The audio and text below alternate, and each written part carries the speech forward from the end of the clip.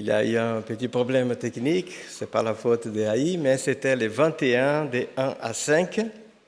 Nous allons les relire.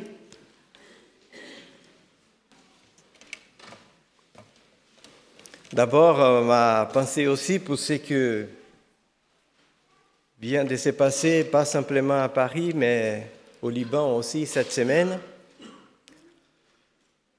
Des choses terribles, c'est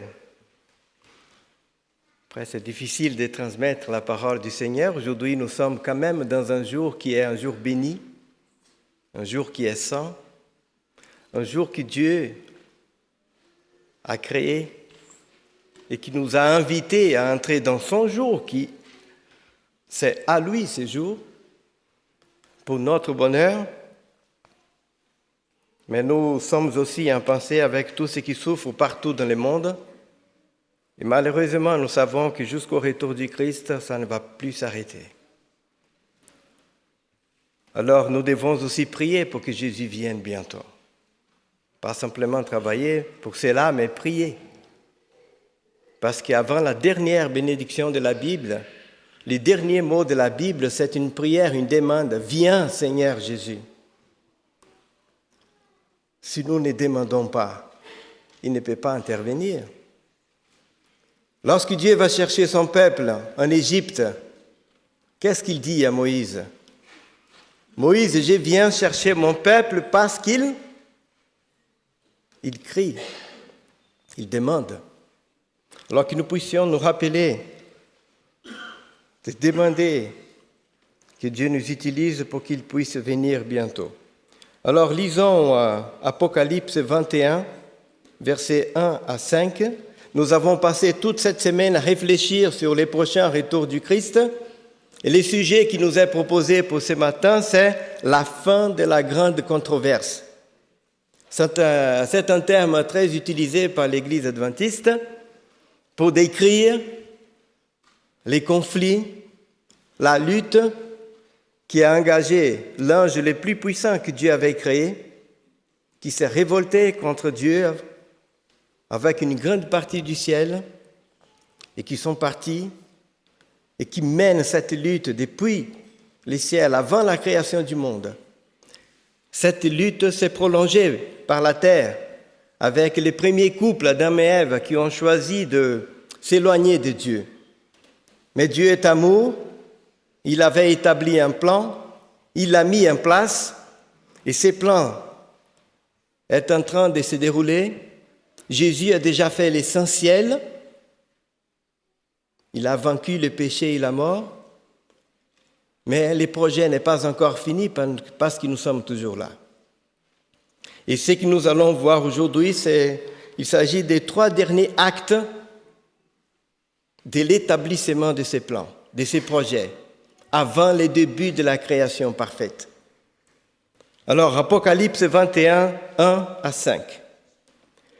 Puis j'ai vu un nouveau ciel et une nouvelle terre, car les premiers ciels et la première terre avaient disparu, et la mer n'était plus. Et j'ai vu descendre du ciel, d'auprès de Dieu, la ville sainte, la nouvelle Jérusalem, préparée comme une épouse qui s'est parée pour son époux. Et j'ai entendu du trône une forte voix qui disait, « Voici le tabernacle de Dieu avec les hommes. Il habitera avec eux, et ils seront son peuple, et Dieu lui-même sera avec eux. Il essuiera toute larme de leurs yeux, et la mort ne sera plus. Il n'y aura plus ni deuil, ni cri, ni douleur, car les premières choses ont disparu. Et celui qui était assis sur le trône dit, « Voici, j'ai fait toutes choses nouvelles. » Il dit, « Écris, car ces paroles sont certaines et véritables. » J'aimerais me concentrer aujourd'hui sur le verset 4. « Il essuiera toute larme de leurs yeux, et la mort ne sera plus. » Et quand ce sujet a été proposé, je l'ai préparé, j'ai dit, mais comment il faut aborder? Est-ce qu'on va se concentrer seulement sur les gloires de la nouvelle vie, que la Bible ne nous dit rien? Parce que la nouvelle vie sera tellement glorieuse que la Bible dit qu'on ne peut pas imaginer ce que Dieu a préparé pour nous. Mais je vais peut-être aborder cette partie et les événements viennent de nous rappeler que, comme a dit Salomon, un homme qui a vécu les grandes joies et les plus grandes tristesses, il dit en Ecclésiaste 7, verset 2, « Mieux vaut aller dans une maison de deuil que d'aller dans une maison de festin. Car c'est là la fin de tout homme, et celui qui vit prend la chose à cœur. » Ce n'est pas par pessimisme que nous allons prendre ce côté, mais méditer sur les gloires de la Nouvelle Jérusalem, ça ne va pas apporter beaucoup de changements à nous aujourd'hui. Mais méditer sur ce qui va se passer juste avant, ça oui. Nous pouvons encore changer les choses. Et des fois, nous ne sommes pas assez prêts pour méditer ce qui va se passer juste avant les débuts de la gloire. La Bible nous dit « Il essuiera toute larme de leurs yeux et la mort ne sera plus ». Nous sommes au chapitre 21. Quelle mort nous sommes en train de parler? La Bible est en train de parler ici. Quelle larme?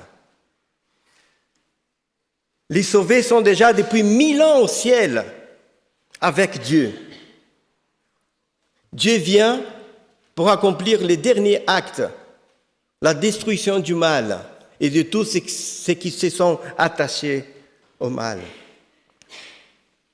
Nous n'allons pas méditer sur cela, c'est à Dieu de savoir comment il va juger, comment il va sélectionner ceux qui vont hériter de la vie éternelle. Mais cet acte est terrible. C'est la deuxième mort, c'est la mort éternelle. Et c'est Dieu qui va souffrir plus que tout le monde. Parce que c'est lui qui va appliquer cette mort, n'est même pas l'agneau, c'est Dieu. Et pourquoi nous devons méditer sur cela? Parce qu'aujourd'hui, nous avons encore la possibilité d'être utilisés par lui pour l'aider, parce qu'il a choisi ce système de sauver le maximum de vies pour l'éternité. Il compte sur nous avec son esprit. Et la Bible dit que nous pouvons aussi être une pierre d'achoppement. Nous pouvons empêcher certaines personnes de connaître la vie éternelle. C'est Jésus qui a dit cela aussi. Malheur à celui qui empêche quelqu'un, mieux qu'il n'aurait jamais existé. Alors notre responsabilité est énorme. Ce n'est pas un poids, mais c'est un privilège. Prenons toujours la chose du bon côté, de travailler avec Dieu. La grande controverse, pour revenir rapidement, pour ceux qui ne sont pas très familiarisés avec la Bible, tout a commencé au ciel. Cela nous est écrit dans plusieurs livres prophétiques. Isaïe 14, par exemple, Ézéchiel. Il y avait un ange puissant, je vais lire peut-être cet extrait, qu'on compare les rois des Tyr à l'ange des lumières que l'Église après a appelé Lucifer, porteur des lumières, qui s'est révolté contre Dieu. Alors, Ézéchiel 28, des 12 à 19. « Fils d'homme, prononce une complainte sur les rois des Tyr. Tu lui diras, ainsi parle le Seigneur l'Éternel. Tu mettais le sceau à la perfection. Tu étais plein de sagesse, parfait en beauté. Tu étais en Éden, le jardin de Dieu. Tu étais couvert de toute espèce de pierres précieuses. Tu étais un chérubin protecteur, aux ailes déployées. Je t'avais placé et tu étais sur la sainte montagne de Dieu. Tu marchais au milieu des pierres étincelantes. Tu as été intègre dans tes voies, depuis le jour où tu fus créé, jusqu'à celui où l'iniquité a été trouvée en toi. Par la grandeur de ton commerce, tu as rempli de violence et tu as péché. Je te précipite de la sainte montagne de Dieu et je t'ai fait disparaître, chérubin protecteur, du milieu des pierres étincelantes. Ton cœur s'est élevé à cause de ta beauté. Tu as été corrompu, ta sagesse par ton éclat. Je te jette par terre et je te livre un spectacle au roi. Par la multitude de tes iniquités, par l'injustice de ton commerce, tu as profané tes sanctuaires. J'ai fait sortir, pensez à cela avec ce que nous allons voir en Apocalypse 20. Nous sommes Ézéchiel qui a vécu au 5e, 6e siècle avant Jésus-Christ. J'ai fait sortir du milieu de toi un feu qui te dévore. Je t'ai réduit en cendres sur la terre, aux yeux de tous ceux qui te regardent. Tous ceux qui te connaissent parmi les peuples sont dans la stupeur à cause de toi. Tu es réduit au néant, tu ne seras plus à jamais. Nous avons ici une prophétie du XVIe siècle avant Jésus-Christ qui se réfère au dernier acte de Dieu, décrit ensuite en Apocalypse chapitre 20. Dieu a établi un projet, Jésus est venu à sauver l'être humain, la lutte a continué, Jésus va venir nous chercher selon la Bible. Ensuite, ceux qui ont été sélectionnés par un jugement qui a déjà commencé selon la prophétie biblique en 1844, vont au ciel passer une période que la Bible appelle 1000 ans. Il y en a qui prennent ces 1000 ans pour un comptage littéral, d'autres symboliques, ça ne nous regarde pas. Ce qui compte, c'est que pendant ces temps-là, nous allons voir pourquoi Dieu a décidé que certaines personnes seront sauvées et pas d'autres. Avant qu'ils viennent ici à nouveau pour effacer tous ceux qui n'ont pas accepté ou n'ont pas vécu selon la justice que Dieu a établie. Et ça, ce sera un moment terrible pour Dieu. C'est ce que la Bible appelle la seconde mort, le salaire du péché. Ce que nous connaissons pour l'instant, c'est la première, c'est la mort qui est une conséquence naturelle du péché. Et c'est pour ça que nous nous rappelons de tous ceux qui sont morts autour de nous. Notre grand-père, notre grand-mère, un père, un fils. Ils sont là, les souvenirs. Parce que ce n'est pas la conséquence du péché qu'ils ont vécu. C'est une conséquence naturelle. Triste mais naturelle.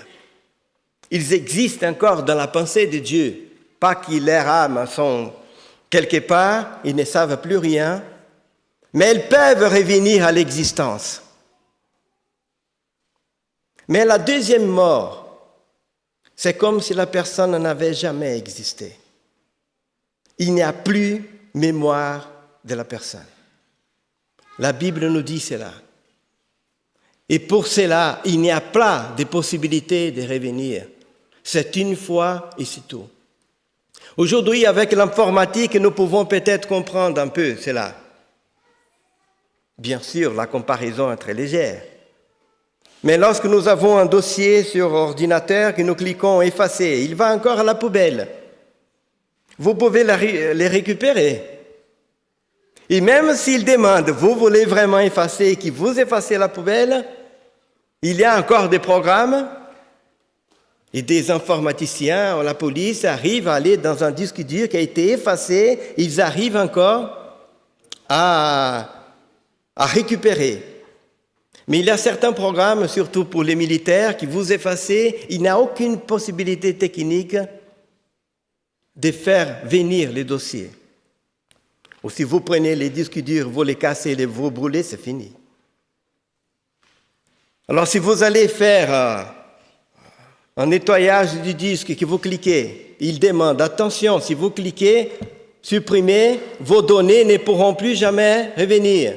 Vous êtes certain, il vous demande. Et là, vous cliquez et c'est fini. C'est ça qui va se passer à la seconde mort. Et c'est ça que la Bible nous montre, qu'après les 1000 ans, nous allons revenir et Dieu va appliquer ces procédés que la Bible appelle l'étrange acte de Dieu. Je vais vous lire ce qui est écrit en Ésaïe 28, verset 21. Ésaïe qui a vécu au 8e siècle avant Jésus-Christ.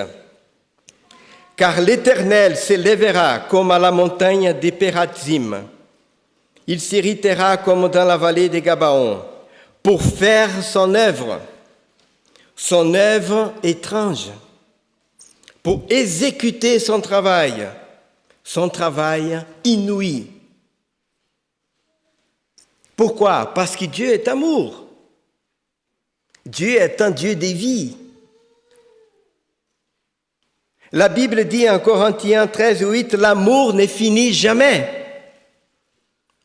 Pour nous, c'est facile de vouloir que la police arrête, que ces terroristes soient éliminés.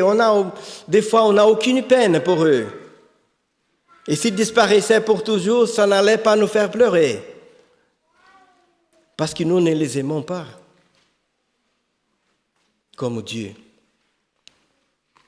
Leurs parents les aiment. Ils ne sont pas d'accord avec ce qu'ils ont fait. Si c'était mon fils, l'un de vos fils, qui avait fait ça, ce qu'ils ont fait cette nuit, quel serait votre sentiment pour cette personne? Bien sûr qu'on veut que la police les arrête. On pourrait même les dénoncer.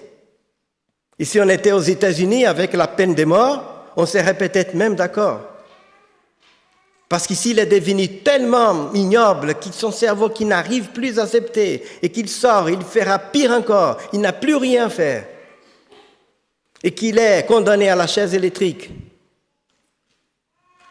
Et c'est à vous, les pères, de déclencher. Qu'est-ce que vous allez faire? Passer plusieurs jours à déclencher un peu pour les maltraiter bien avant qu'ils décèdent ou les faire rapidement pour qu'ils disparaissent? Quand on aime, la réponse est simple. Il faut que la personne disparaisse parce qu'il n'a plus rien à faire. Mais qu'elle disparaisse vite. On n'aura aucun plaisir à ce qu'il disparaisse. Parce que l'amour est là et l'amour ne finit jamais. Et je n'ai pas peur de dire que Dieu aime Lucifer et ses anges comme il aimait quand il était au ciel. C'est la Bible qui dit l'amour ne finit jamais. Il est tout simplement triste avec ce qu'il fait. Il n'approuve pas, il est triste, mais l'amour est le même. Et lorsque la Bible utilise des termes que Dieu, la colère de Dieu, c'est des termes bibliques, c'est des termes des hommes de la Bible. La Bible dit, même si vous qui êtes mauvais, vous savez faire de bonnes choses à vos fils, imaginez Dieu. Quel parent qui aime, qui a été touché par l'amour du Christ, pouvait torturer son fils dans les feux pour le torturer avec plaisir? Personne. Alors ce que Dieu va faire, c'est un acte terrible pour lui-même. Parce que cette vie qu'il a donnée ne va plus jamais revenir. C'est un manque, c'est qu'une mère qui perd son fils. Nous, les pères masculins, nous ne pouvons pas savoir qu'est-ce que ça veut dire être père. Une mère le sait, parce que l'enfant est sorti d'elle. Toute vie est sortie de Dieu. Et à ce moment-là, c'est ce qui est écrit dans les livres d'Apocalypse au chapitre 20, verset 11. Nous allons lire.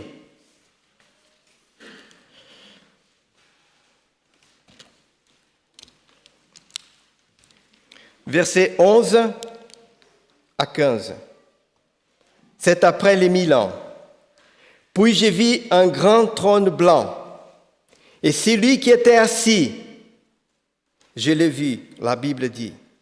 La terre, les ciels s'enfuirent devant sa face. Il ne fut plus trouvé de place pour eux. Et j'ai vu les morts, les grands et les petits, qui s'éteignaient devant les trônes. Les livres furent ouverts, et un autre livre fut ouvert, celui qui est le livre de vie. Et les morts furent jugés selon leurs œuvres, d'après ce qui était écrit dans ces livres. La mer rendit les morts qui étaient en elle. La mort et les séjours des morts rendirent les morts. qui était en eux, et chacun fut jugé selon ses œuvres.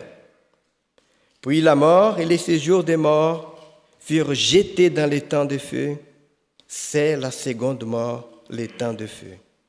Quiconque ne fut pas trouvé écrit dans les livres des vies fut jeté dans les temps de feu. Je ne vais pas entrer dans ces détails de les temps de feu. Il y en a qui prennent cela. Il faut faire attention au langage biblique.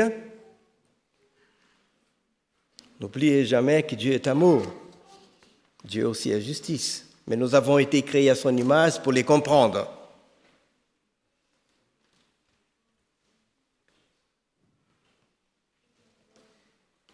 Jésus est mort. Quelle mort pour nous? Quelle mort Jésus est mort pour nous?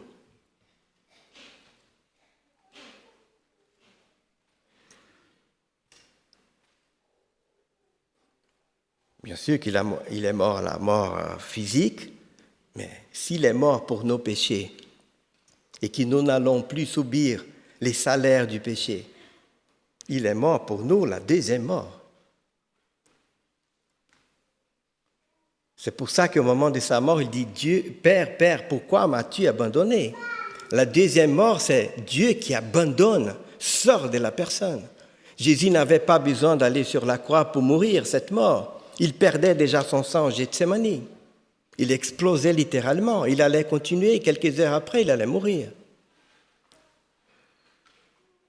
Et Jésus s'est offert pour nous. Il a dit, Père, entre tes mains, je te donne mon esprit. Et la Bible dit qu'il a lâché un grand cri et il est mort. Dieu, en personne, a appliqué la deuxième mort sur son fils. Parce que c'est ça qu'il avait demandé à Abraham. Ce n'était pas les Cananéens qui allaient tuer Isaac, c'était son père. Ce n'est pas ni les diables, ni les péchés, ni les clous qui ont tué Jésus-Christ, c'est son père. Parce que c'est la deuxième mort, c'est lui qui peut appliquer. Jésus n'est pas mort brûlé.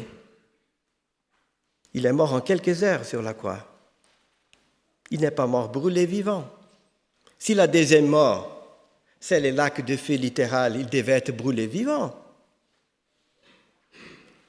La brebis n'était jamais, les moutons, les animaux des sacrifices n'étaient jamais brûlés vivants.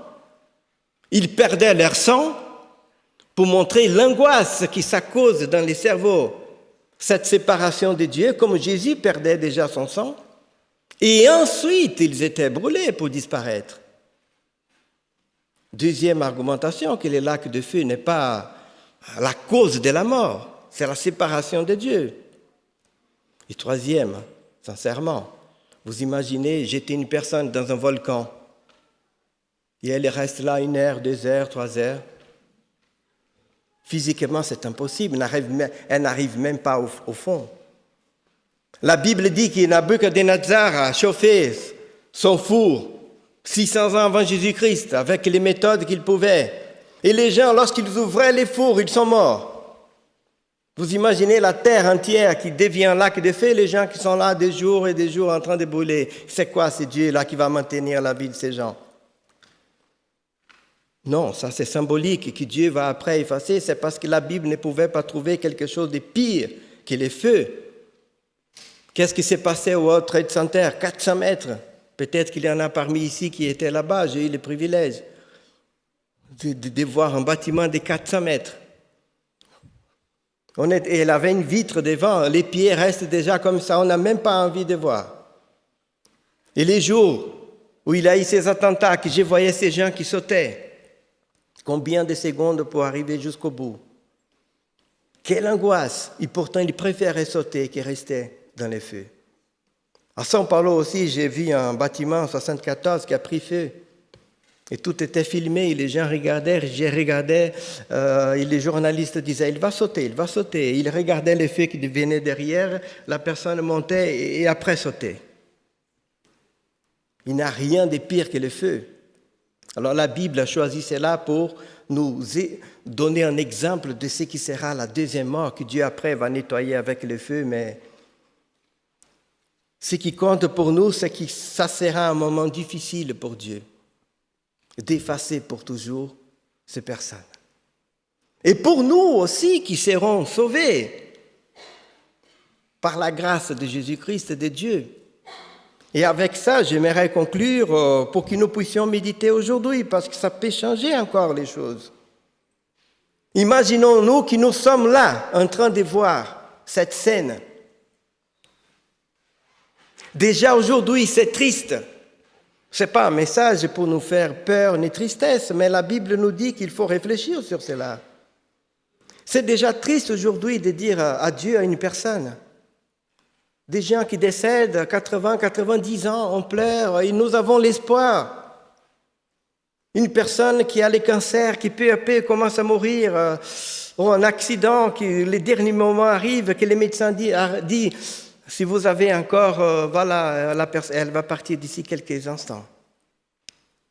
C'est terrible. Et pourtant, nous avons l'espoir. Imaginez-vous que nous sommes là, Dieu dit maintenant, vous êtes tous d'accord avec mon jugement? Oui. Tous ceux qui ne peuvent pas venir ici, je vais effacer pour toujours. Vous êtes d'accord?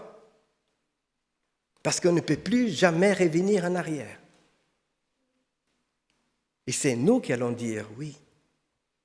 C'est pour ça qu'il a ces 1000 ans de pouvoir. Et après, Dieu va exécuter. Peut-être que nous aurons, chaque personne aura une personne qu'on aime. Et même si ce n'est pas une personne très proche de moi, avec 1000 ans au ciel, l'amour qui va grandir, l'amitié, si je sais qu'il y a un ami qui son fils ou sa mère n'est pas là, je sais déjà, oh là là, il va affronter cela. Et la personne ressuscite et pense, Seigneur, mais qu'est-ce que j'ai fait là? En ton nom, Seigneur, c'est pas possible. Et tout cela est effacé. Et la Bible nous dit, c'est le chapitre 21 qui suit juste après. Regardez les versets 15 du chapitre 20. Quiconque ne fut trouvé dans les livres des vies a été éliminé. Parce que Dieu a déjà commencé à sélectionner et écrit les noms des sauvés. Ensuite vient le chapitre 21. Puis je vis un nouveau ciel, nouvelle terre. Voilà, Dieu va recréer les choses. Là va commencer l'éternité. Là va commencer le bonheur parfait. Particulièrement, je ne sais pas si lorsque Jésus va venir, je sais pour moi, mais c'est à chacun de réfléchir. Jésus va venir, nous allons vivre au ciel. Mais ce n'est pas encore le bonheur complet. Nous sommes sauvés, mais j'ai des amis qui ne le sont pas.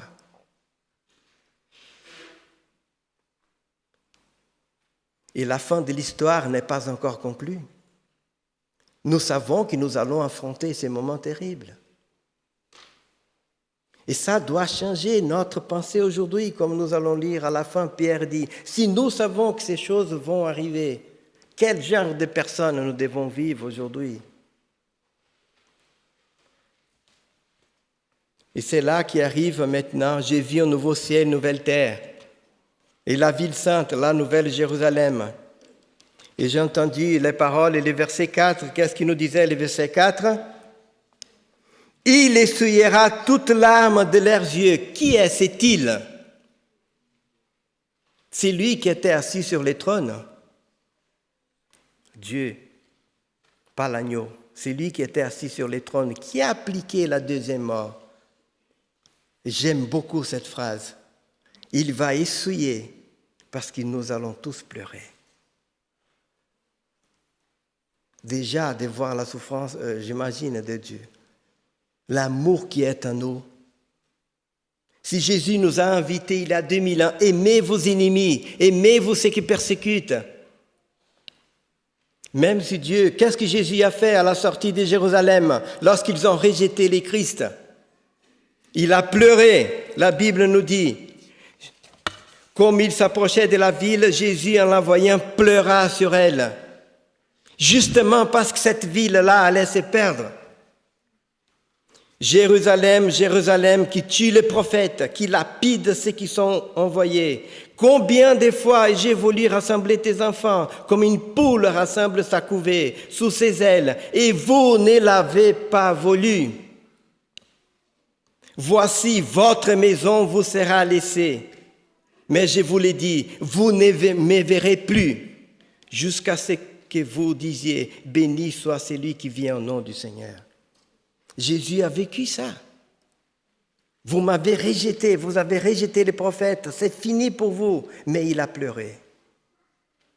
Et là, nous passons la même chose. La nouvelle Jérusalem vient et il essuiera toutes larmes de leurs yeux et la mort ne sera plus parce qu'on vient d'affronter la mort. Et la Bible continue, il n'y aura plus ni deuil, ni cri, ni douleur.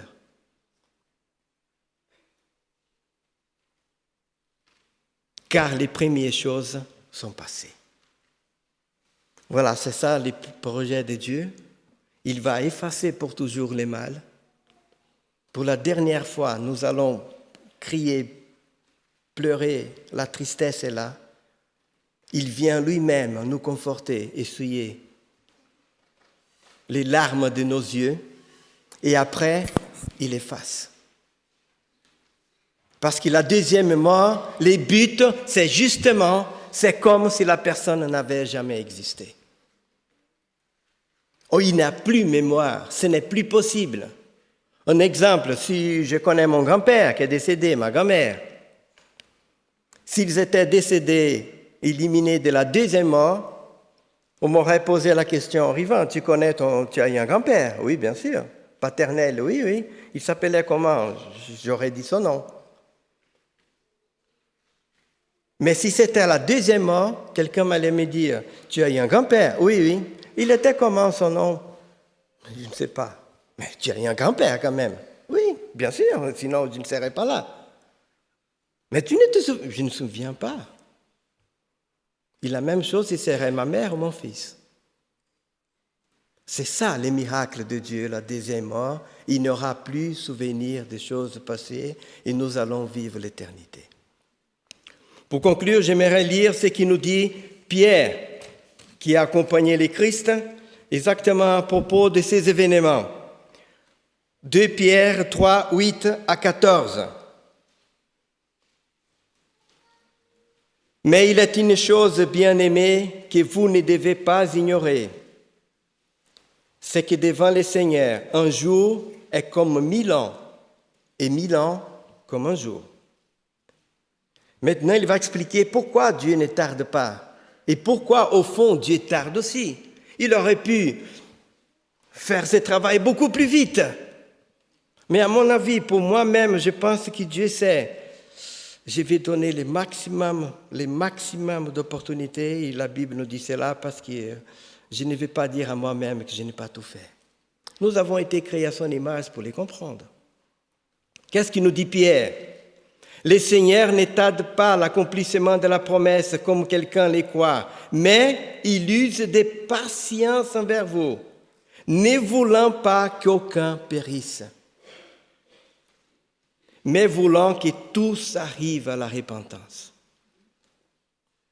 Le jour du Seigneur viendra, et là il va parler de ces grands jours du jugement, comme un voleur. En ces jours, les cieux passeront avec fracas et les éléments embrasés se dissoudront. Et la terre avec les œuvres qu'elle renferme sera consumée. Apocalypse 20, verset 11. Les cieux et la terre ont disparu devant celui qui était sur les trônes. Et maintenant, c'est l'appel de Pierre, pas les miens. Et avec cela, je vais conclure. Puisque donc, ces choses doivent se dissoudre, quelles ne doivent pas être la sainteté de votre conduite et votre piété. Tandis que vous attendez et hâtez l'avènement du jour de Dieu, à cause duquel les cieux enflammés se dissoudront et les éléments embrasés se fondront. Mais nous attendons, selon sa promesse, de nouveaux ciels et une nouvelle terre où habitera la justice. Exactement les mêmes parallèles du chapitre 20 et 21 d'Apocalypse.